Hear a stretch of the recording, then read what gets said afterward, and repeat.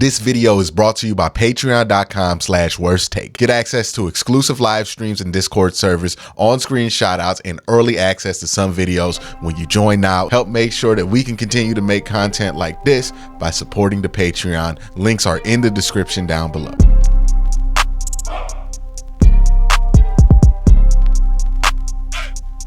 So today in this video, I'm going to freestyle a little bit and get a little bit more philosophical than usual, and kind of just ask some questions about where we are as a fan base and where the Browns are at the season. And there are just some things that confuse me with some of the battles that I see being fought online. And I know that some of the people who aren't super online are going to say, hey man, there's always somebody's going to have an opinion that's bad.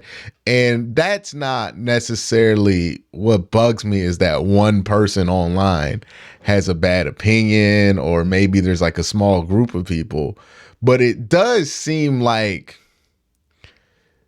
it's bigger than just a couple of people, right? Like I get a pretty good sample of Browns fans that come in here, and a lot of them, and I would imagine most of the people who watch the videos and don't really comment, are relatively positive. They're happy to kind of be where the Browns are. But there is this vocal minority that has a pretty decent size that seems to be dead set on being mad at the team, even though I'm going to be honest with you, given the circumstances and given where they sit right now, it's just not that much to be mad at.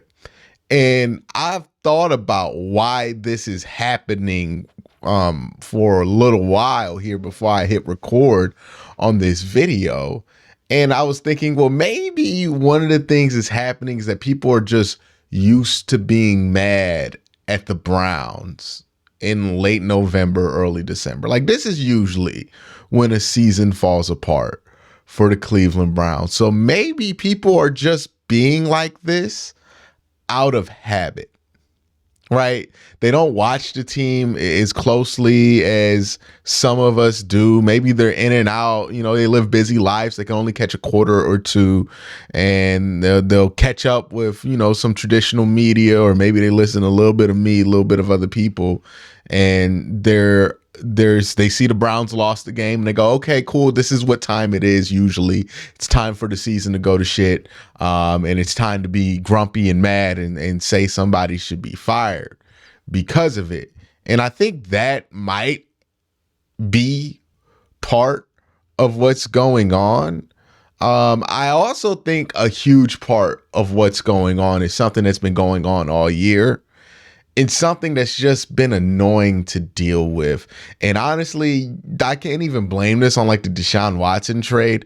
This goes all the way back to like 2018.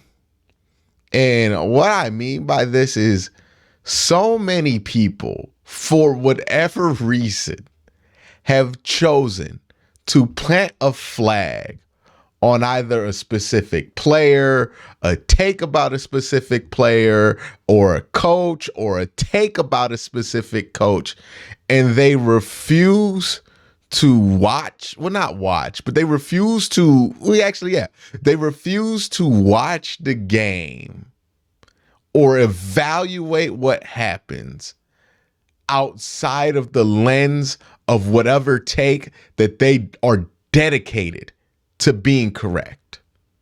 And anybody who says anything that contradicts that take is either a hater or biased, right? Like it's usually something along that, right? There's always a reason to discredit people who are speaking reasonably about the thing that whatever person decide to plant a flag in it.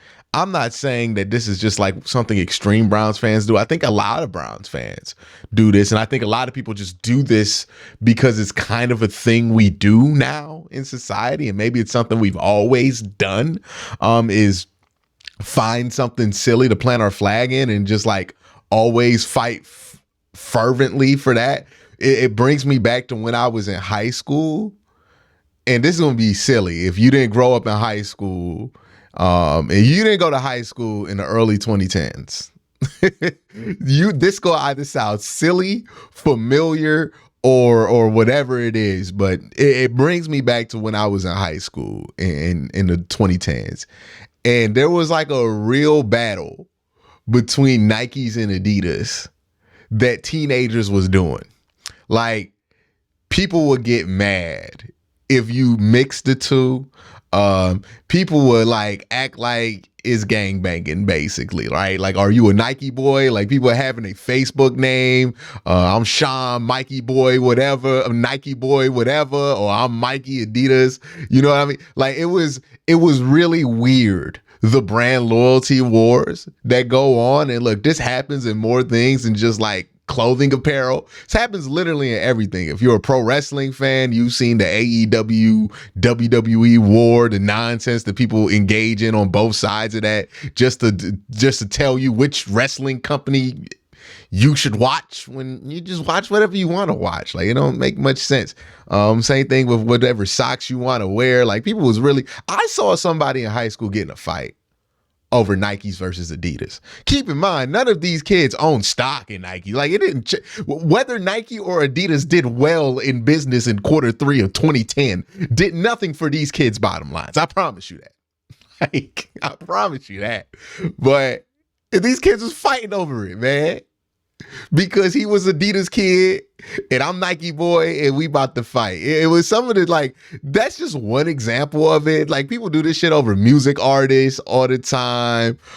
People do this over whatever it is that they're choosing to talk about. If you think a comedian is funny, but that other comedian is beefing with another comedian that somebody else think is funny, somebody gonna do it with that. Like, there are a lot of things that aren't designed for tribalism that people enforce tribalism on. So it's not a crazy thing that in sports, people will enforce tribalism. Now, you would think it would only go as far as, I cheer for the Browns, you cheer for the Steelers, let's go at it, right? But no, it becomes something that becomes its own little society within Browns fandom, right? Because now there are different sects and tribes and fiefdoms and lordships in Browns world that make up all of these different wars that people fight within the fan base. And I'm pretty sure if I went deep into Kansas City Chiefs fandom, it would be the same thing. If I went deep into Washington Commanders fandom, it'd be the same thing. Like, people, when they're bored and really passionate about something, they find a way to plant a flag and a take and never let it go. Like, I bet there's some never Andys, some people who want Andy Reid fired every week in Kansas City. I'm pretty sure, because I've seen it with Mike Tomlin. I've seen it with every coaching staff under the sun. So my issue isn't that people want Kevin Stefanski fired. Look, as long as there's a coach for the Cleveland Browns, if the Browns lose a game, there's going to be at least 25% of Browns fans that are going to call in, blame it on the coach, and want the coach fired for that. This is how shit goes. Like, people are built and kind of encouraged to always blame stuff on the coach. They're like, if it's no mistake that Paul Brown got fired, Nick Saban got fired by the Browns, actually, when he was the defensive coordinator. And so that Bill Belichick got fired, right? Like, it's because this is just what it is, right? You're just going to blame the coach when something don't go wrong. Even when you move the team in the middle of the season, which obviously causes chaos, that was Bill Belichick's fault. He needs to be fired. Shout out to Art Modell, one of the worst owners in the NFL. He fired Paul Brown and Bill Belichick. And by firing Bill Belichick, he inadvertently fired Nick Saban. What a terrible owner. But that's not the topic of today's video, right? Like, that's why people want the coach fired. It's just an emotional reaction. There's always going to be 25% of the people who are going to say that they want the coach fired. Some people are going to be a little bit more transparent than others.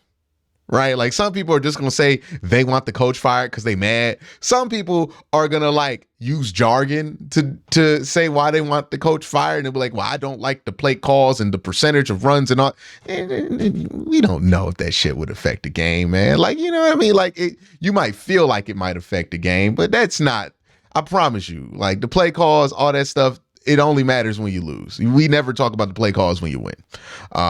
So I get why people always want the coach fired or always want somebody fired. That's just people's natural reaction. That's why people just love that kind of stuff. This is why Vince McMahon's character was famous in the 90s, because he just fired people, and people just like feeling like they might have that power of getting somebody fired. Like everybody likes that. That's the inner Karen in all of us, likes that feeling of we might be able to get somebody fired when we mad. Like whether we admit it or not, or whether we're comfortable with it or not, every single one of us, you get us mad enough, that inner Karen come out and we want to get somebody fired because we mad. And that's basically what we're doing when we say fire the head coach. Is we mad, we want something done, we want this person fired because this is the person that we're dealing with at this moment. That is the source of my frustration, right? That fire him. It might be a whole corporation behind your anger. You can't fire the CEO of Walmart, but you might be able to get Dave from customer service fired. Like, that's the inner Karen in us, right? It's a very get the manager reaction. And that's a reaction that, you get mad enough, you get frustrated enough, somebody gonna do that kind of shit. Like, it is what it is. It's always funny when you aren't experiencing it and you see it in third person, but we've all been there. Whether it be with the football coach, whether it be with the frustration at the store, we've all been get the manager mad. And when you get the manager mad, what you really trying to do, you trying to get somebody fired because you mad. That's basically what it boils down to of that whole thing. But that's not my main issue. Like that stuff, I can explain that. I can understand why that happens. It will frustrate me at times and I want it to stop, but I get why it happens ultimately. And it's not something that I can just say the right things and people just gonna calm down and not want it. Like that, people just got to sit down for like 2 hours and then they'll be off that shit. But what does strike me and bug me about the rhetoric from a lot of fans this season is it feels deeply entitled in a way. Like, I get if you're mad about how things unfolded in a game, but there is a lack of care about the record that this team has right now that people are exhibiting when they talk about this team that I find like kind of disrespectful. As somebody who has watched this team grow and try to like become what they are today. And what I mean by this is that we are all like, there are so many people dedicated to being so mad about the team. And they're 7-4. Like, there are people who are convinced that this team would be the 1 seed in the AFC with Josh Dobbs. And that sounds ridiculous. It does, because it is. It's not true. You'd probably be 7-4 with Josh Dobbs. But there are the people out there who are like, you ruined the season by trading for Josh Dobbs, not trading Josh Dobbs. How do you ruin a season when you're 7-4?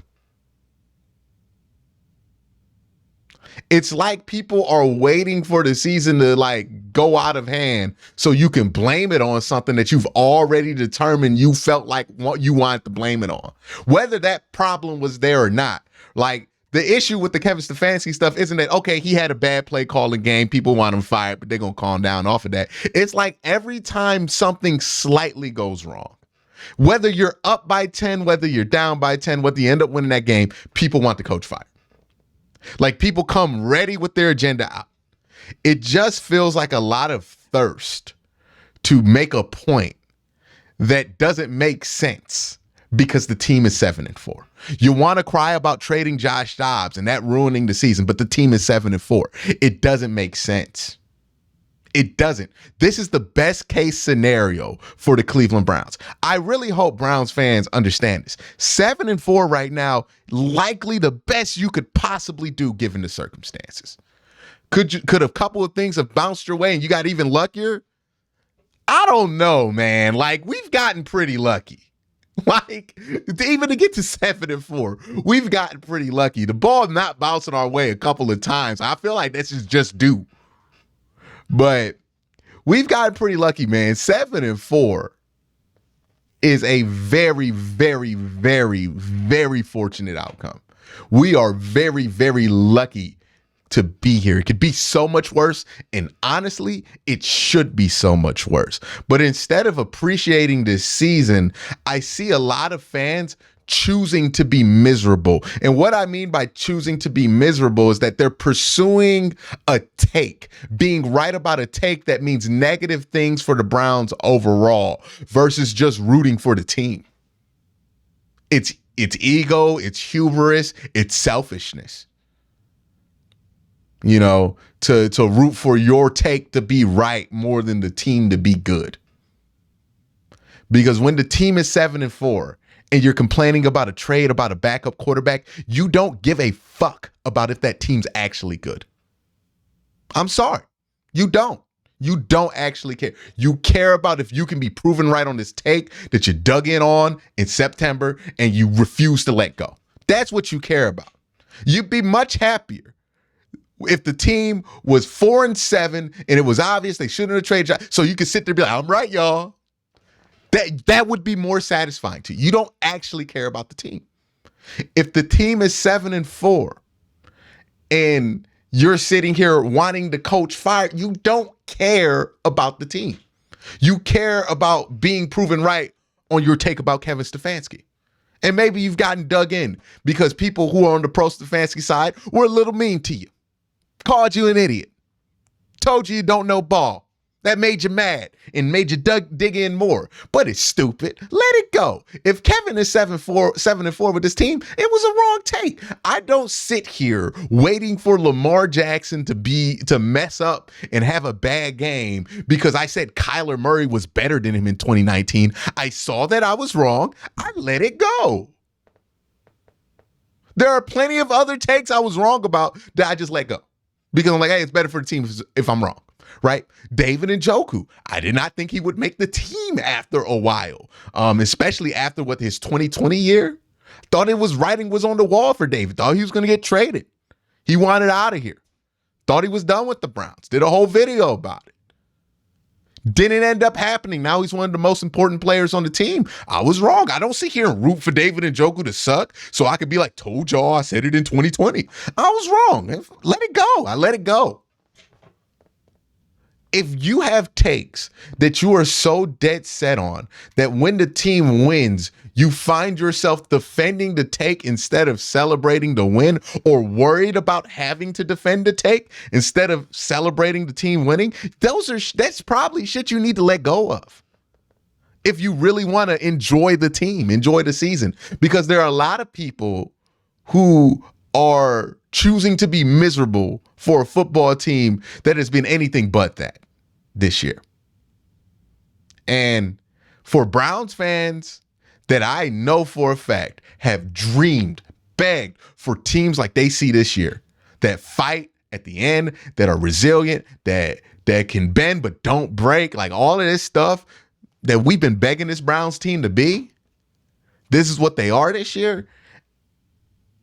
And there's so many people missing out because they want to focus in on an agenda. And again, I get it. You dug in. People weren't nice to you on the internet. They told you didn't know ball because you said this. And then they get proven right. And then they're even meaner about it. And they're dunking on you, calling you an idiot and telling you to delete this, bro. And you suck and all that. I get it. It sucks when you're wrong about a take. But holding on to that take don't make that take any better. Just let it go. Just let it go. Because I would be damned if I was out here not being able to appreciate something because I want to be right about something more than I want the team to win. I'd rather the Browns win. If I'm wrong about something, if I look like an idiot because I was wrong about something, cool. I'll let it go because ultimately what I say, I do care about. I say what I feel like is true. But if what I feel like is true ends up not being right, okay, cool. Lesson learned. Go Browns. But so many people don't do that.